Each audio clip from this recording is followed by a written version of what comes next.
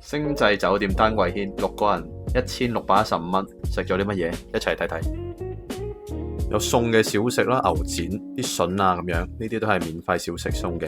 呢個係瑤柱蛋白紅米炒飯，都 OK 啦，不過味道又唔係好夠噶啦。有啲飲茶嘅標配啦，鳳爪、排骨、叉燒包，普普通通啦，冇乜特別。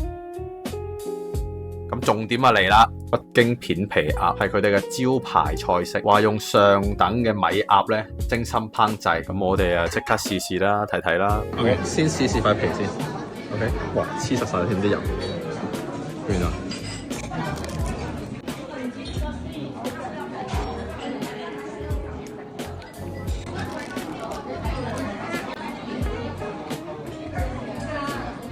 超香。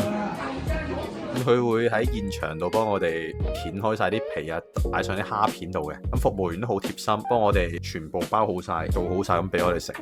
但係有一個問題，我想知嘅就係，咁我隻鴨400幾蚊買嘅，啲鴨肉去晒邊呢？嗰4隻髀去晒邊呢？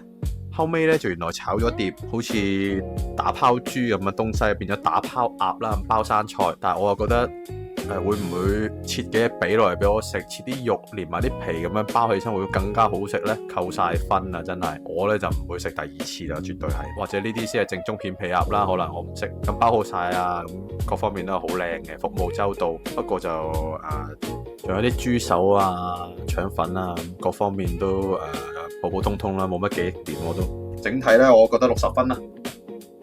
有興趣試下啦，未試。咁有某啲卡啊，咁都有啲折頭，咁都唔算話蝕得好犀利啦。不過我咧就肯定唔會去打一次嘅。今日條片就到呢度，下一條片再見。